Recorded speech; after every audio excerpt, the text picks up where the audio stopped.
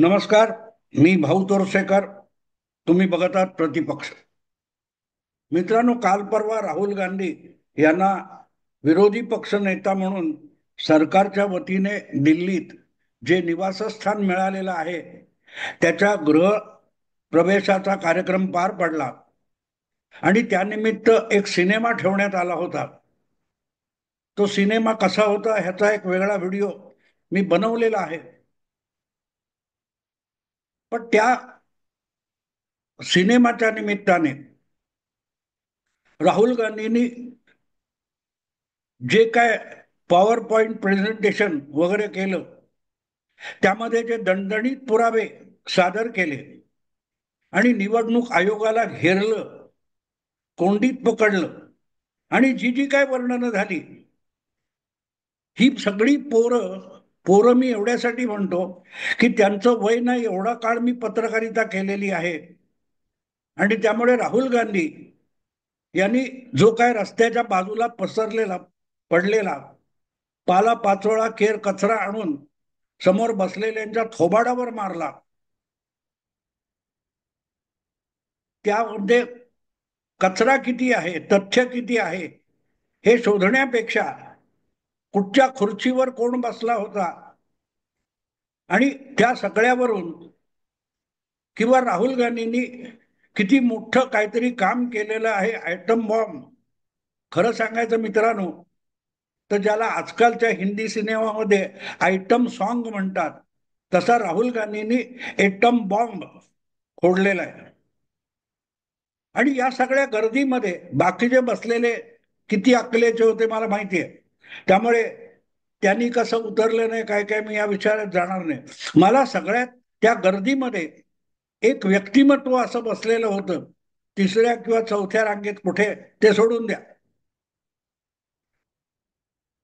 पण ते व्यक्तिमत्व मी आणि अख्खं जग ओळखतं, सगळे चॅनेलवाले ओळखतात. आणि ते व्यक्तिमत्व जे काय चाललं होतं राहुल गांधींचं पुरावे आणि देणं आणि घेरणं वगैरे, ते बघून निदान किती आता म्हणू मी 35 वर्ष 37 वर्ष मागे गेलं असेल. कारण ज्या प्रकारचा तमाशा राहुल गांधी करतायत, नेमका तपास तसाच तमाशा महाराष्ट्रामध्ये 1993-94 ह्या काळात सुरू होता. आणि तेव्हा मुख्यमंत्री महाराष्ट्राचे असलेले शरद पवार हे आत्ता त्या राहुल गांधींच्या पॉवर पॉइंट प्रेझेंटेशन मध्ये समोर बसलेले होते.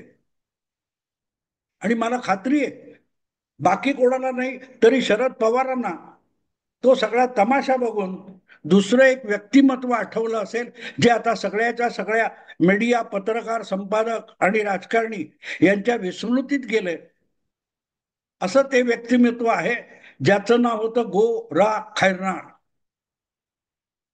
बाकी कोणाला नाही तरी खैरनारांना आठवण केली असेल खैरनारांची, तर ती शरद पवारांनी नक्की केली असेल राहुल गांधींच्या त्या पॉवर पॉइंट प्रेझेंटेशनच्या निमित्ताने. कारण ज्या प्रकारचे आरोप राहुल गांधी रोजच्या रोज बेधडक करतायत, नेमके तशीच बेताल बडबड त्या कालखंडामध्ये गोरा खैरनार करत होते, जे मुंबईचे महापालिकेत उपायुक्त म्हणून काम करत होते. आणि नवा काळ किंवा तत्सम काही लोकांनी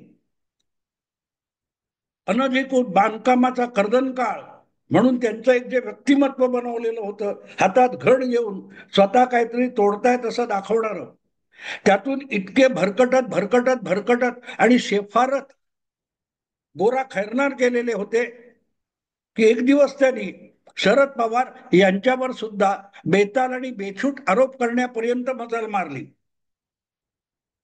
साहजिकच या शेफारलेल्या पोराचे लाडकोड कौतुक करणारे निळूभाऊ खाडीलकर, नवाकाळचे तत्कालीन संपादक आणि अग्रलेखाचे बादशाह, यांना असा अग्रलेख लिहायला लागला की तुम्ही खैरनार आता बेताल आणि बेछूट झालाय. ज्यांनी खैरनारांना हे विश्वरूप दिलं होतं त्यांनी खैरनार यांचं सूक्ष्म रूप दाखवणारा सुद्धा अग्रलेख लिहिला होता, निळूभाऊ खाडीलकर. आणि त्याचं कारण सरळ असं होतं की 93च्या मार्च महिन्यामध्ये जे मुंबईमध्ये बॉम्बस्फोट झाले, बॉम्बस्फोट मालिका झाली, ते बॉम्बस्फोट आणण्यामागे शरद पवारांचा हात आहे, इतका बेछूट आरोप गोरा खैरनारांनी मुख्यमंत्री असलेल्या शरद पवारांवर केलेला होता. आणि त्यामुळे निळूभाऊ खवळलेले होते, कारण निळूभाऊंच्या नवाकाळचा खप हा नेहमी शरद पवारांच्या मॅरेथॉन मुलाखतीतून वाढत असे. आणि आपल्या लाडक्या नेत्यावर इतका बेछूट हल्ला आपणच लाडावलेल्या पोराकडून झाला, म्हणून गोरा खैरनारांवर निळूभाऊ खाडीलकर खवळले होते. अर्थात हा आरोप जो होता तो शरद पवारांच्या कट्टर विरोधकांनी सुद्धा केला नव्हता. बाळासाहेब ठाकरे असतील, गोपीनाथ मुंडे असतील, यासारखे जे तत्कालीन शरद पवारांचे कट्टर विरोधक होते, त्यांनी सुद्धा कधी शरद पवारांवर बॉम्बस्फोटाचा आरोप केला नव्हता, पण तो खैरनारांनी केला.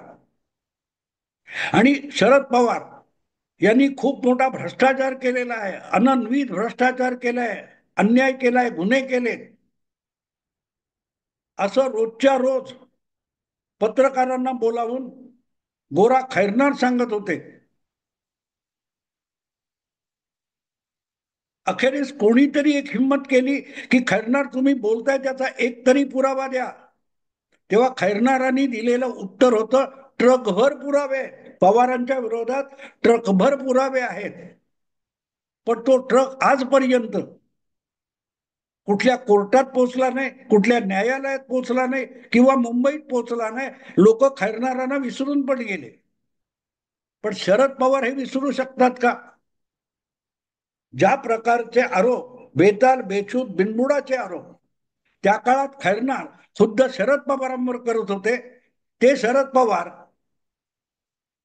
पॉवर पॉइंट नावाचा जो काय सिनेमा राहुल गांधींनी परवा दिल्लीत दाखवला, तिथे तिसऱ्या का चौथ्या रांगेत बसलेले होते आणि त्याच्याही मागे 2 रांगा उद्धव ठाकरे वगैरे बसलेले होते.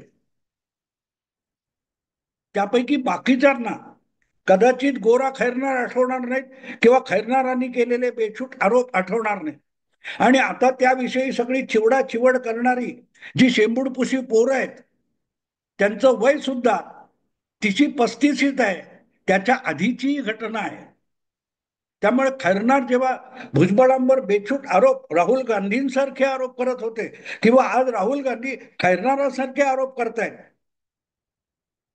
तर ते आरोप जेव्हा पवारांवर होत होते, तेव्हा आज कॅमेरे घेऊन धावणारे, हातात माईक घेऊन धावणारे आणि प्रतिक्रिया मागत भीक मागणारे जे कोणी पत्रकार आहेत, ते कदाचित आईच्या पोटात सुद्धा तेव्हा नसतील, किंवा कदाचित एखाद दोन हे पाळण्यामध्ये हाताचा किंवा पायाचा अंगठा चोखत असतील आणि पाळण्यातले पाय दाखवत असतील. अशा वेळेची गोष्ट मी तुम्हाला सांगतोय. गोरा खैरनार मुंबई महापालिकेचे आयुक्त इतके बेछूट आरोप करत होते, आणि त्या काळामध्ये मुंबई महापालिकेचे आयुक्त जे होते त्यांचं नाव होतं शरद काळे, जे पुढे निवृत्तीनंतर शरद पवारांच्या यशवंतराव चव्हाण प्रतिष्ठान जे आहे त्याचे सीईओ म्हणून, मुख्याधिकारी म्हणून सुद्धा काम करत होते. तेव्हा महापालिका आयुक्त शरद काळेंना कोणातरी पत्रकाराने, तत्कालीन पत्रकाराने प्रश्न विचारला होता की खैरनार जर बेछूट बेताल बोलतायत, मुख्यमंत्र्यांवर तोंडाला येईल तसे आरोप करतायत, त्यांच्यावर काही कारवाई करणार की नाही? कारण खैरनार कोणी राजकारणी नाहीये, लोकसभा विधानसभेत निवडून आलेला किंवा महापालिकेत निवडून आलेला नगरसेवक, आमदार, खासदार नाहीये, पत्रकार पण नाहीये, आणि एक प्रकारे निमसरकारी सेवेत असल्यामुळे शासन व्यवस्थेच्या विरुद्ध बेताल आरोप करणं हे शासकीय सेवेच्या शिस्तीमध्ये बसत नाही. तेव्हा महापालिका आयुक्त म्हणून शरद काळे हे खैरनारांच्या विरुद्ध कारवाईचा बडगा उगारणार की नाही असा प्रश्न विचारला होता. आणि तेव्हा जी गोष्ट आयुक्त म्हणून शरद काळेंनी सांगितलेली होती ती मला आठवते. कारण आज निवडणूक आयोग आणि तेव्हाचे महापालिका आयुक्त एकाच भूमिकेत होते. आयुक्तांनी म्हणजे शरद काळेंनी जे उत्तर खैरनारांवरच्या कारवाईच्या संबंधाने दिलेलं होतं तेच आज राहुल गांधी यांच्यासाठी लागू पडतं. शरद काळे म्हणाले होते की बरोबर आहे, खैरनार हे शिस्त मोडतायत, शासकीय सेवेची शिस्त मोडतायत, बेताल आरोप करतायत आणि सेवेत असताना करतायत. हा त्यांचं हे वर्तन हे नियमबाह्य आहे. पण त्यांच्यावर कारवाई करताना मला नियमांचं पालन करावं लागतं. खैरनार यांनी कायदा आणि नियम झुगारलेले आहेत, पण तरीही त्यांच्यावरची कारवाई करताना नियमांचं आणि कायद्याचं पालन करावं लागतं. तेव्हा खैरनार आणि महापालिका आयुक्त शरद काळे या दोघांच्या ज्या पोझिशन होत्या त्याच आज राहुल गांधी आणि निवडणूक आयोगाच्या पोझिशन्स आहेत, भूमिका आहेत. राहुल गांधींना कोणी अडवू शकत नाही. राहुल गांधी वाटेल ते बेताल बडबड करू शकतात. आपल्या आईच्या चारित्र्यावर शिंतोडे उडवू शकतात, आपल्या बहिणीच्या चारित्र्यावर शिंतोडे उडवू शकतात, नरेंद्र मोदींच्या चारित्र्यावर शिंतोडे उडवू शकतात. त्यांना अडवणार कोण? आज मोदींवर उडवत आहेत, उद्या आपल्या आप्त स्वकीयांवर उडवतील. अडवणार कोण? उचलून दोन कानफटीत वाजवता येतील का? नाही वाजवता येत. कारण कायदा तशी मुभा देत नाही. आणि म्हणून काळे काय म्हणाले की त्यांनी नियम मोडलेत, त्यांनी नियम धाब्यावर बसवलेत कायदे, पण त्यांच्यावरची नियम मोडल्यासाठीची कारवाई ही सुद्धा नियमानुसार करावी लागते. ही कायद्याच्या बाजूची अडचण असते. राहुल गांधी रोजच्या रोज संविधानाचं पुस्तक दाखवतात, पण त्या पुस्तकाच्या आधारावर जी संसद, जे सुप्रीम कोर्ट, जो निवडणूक आयोग अशा संवैधानिक संस्था निर्माण झाल्यात त्यांची रोजच्या रोज पायमल्ली करतात. आणि ती पायमल्ली होते तेव्हा आपोआपच संविधानाची सुद्धा पायमल्ली होत असते. कारण या सगळ्या संस्था या संविधान नावाच्या पायावर उभ्या आहेत, त्या फाउंडेशनवर उभ्या आहेत. तुम्ही त्या संस्थांना लाथाडलं की आपोआपच संविधान लाथाडलं जातं. पण हे सुद्धा या शेंबूडपुषा पत्रकारांच्या लक्षात येत नाही. कारण त्यांच्यासाठी आता रोहित पवार पण फार मोठे पॉलिटिकल पंडित झालेले आहेत. मग पंडितच शेंबूड पुसता येत नसेल तर पत्रकारांनी कुठचा शेंबूड पुसायचा? पण मुद्दा आज असा आहे की राहुल गांधींनी दिलेले पुरावे आणि गोरा खैरनारांनी त्या काळात आश्वासन दिलेले ट्रकभर पुरावे यामध्ये काडीचाही फरक नाही. खैरनारांवर कारवाई झाली, पण त्यासाठी मध्यंतरी दीर्घकाळ गेला. आज गोरा खैरनाराने आरोप करायचा आणि उद्या ताबडतोब महापालिकेने कारवाई केली, असं झालं नाही. असं झालं नाही. योग्य वेळेला कारवाई. आणि मला आणखीन एक गोष्ट त्या निमित्ताने सांगायची की त्यावेळेला सत्ताधारी असलेले काँग्रेस पक्षाचे लोक इतके खवळलेले होते की खैरनारांच्या विरोधात हुतात्मा चौकामध्ये काँग्रेस पक्षातर्फे भव्य दिव्य प्रचंड मोर्चा काढण्यात आला होता. आणि त्या मोर्चाचं नेतृत्व पवारांचे अत्यंत विश्वासू माजी शिवसैनिक छगन भुजबळ यांनी केलं होतं ते नेतृत्व. आणि त्या भाषणात छगन भुजबळ काय बोलले ते मला अजून आठवतं की मी माझ्या आधीच्या पक्षात असतो आणि त्या पक्षाच्या नेत्याविषयी असं कोण बोलला असता तर मी त्याला थोबाडून काढलं असतं, पण मंत्री आणि काँग्रेसमध्ये असल्यामुळे मी ते करणार नाही, हे मला आठवतं. कारण मी तेव्हा एका वर्तमानपत्रात काम करत होतो आणि मी त्याचं शीर्षक दिलं होतं, शिवसेनेचा वाघ काँग्रेसच्या मोर्चात गुरगुरला. तेव्हा भुजबळांना सुद्धा गोरा खैरनार नक्की आठवतील. आणि भुजबळांना आठवत असतील तर ज्यांच्यावर खैरनार रोजच्या रोज आघात करत होते त्या शरद पवारांना सुद्धा खैरनार आठवायला हरकत नाही. किंबहुना राहुल गांधी जे काय पॉवर पॉइंट प्रेझेंटेशन वगैरे करत होते आणि वोट चोरीचा, निवडणूक आयोगाच्या चोरीचा आरोप करत होते, तेव्हा त्या जागी बाकी कोणाला काय असेल ते असो, पण शरद पवारांना गोरा खैरनार उभे दिसायला पाहिजे होते. आणि दिसले असतील तर त्यांनी बोलायला पाहिजे होतं. बाकी चिरकुट लोक काय बोलतात, संजय राऊत किंवा उद्धव ठाकरे किंवा आणखीन कोण काय बोलतं, याला कवडीची किंमत नाही. राहुल गांधी यांनी जे आरोप म्हणून केल्यावर पुरावे समोर आणलेले आहेत, ते पुरावे त्या काळात खैरनार सुद्धा देत होते. आणि एवढं पण लांब जायला नको, 3-3.5 वर्षापूर्वी, 4 वर्षापूर्वी शिवसेना भवनामध्ये झालेल्या पत्रकार परिषदेमध्ये असेच संजय राऊत सुद्धा अनेक कागद फडफडवत होते. आणि त्याचा तपास करण्यासाठी मुंबईच्या पोलीस आयुक्तपदी नवा पोलीस आयुक्त संजय पांडे आणला गेला आणि त्यांच्यावर संजय राऊतांनी फडफडवलेल्या कागदाचा खरे खोटेपणा तपासून गुन्हे दाखल करण्याची जबाबदारी टाकण्यात आली. पण ते कागद सुद्धा संजय राऊतांनी दाखवलेले बिनबुडाचे होते, निरर्थक होते. त्याच्यावरून कुठलाही गुन्हा दाखल होऊ शकत नाही हा निष्कर्ष काढून तो विषय गुंडाळला गेला होता. सांगायचा मुद्दा असा की आज राहुल गांधी यांचा चक्क गोरा खैरनार झालेला आहे.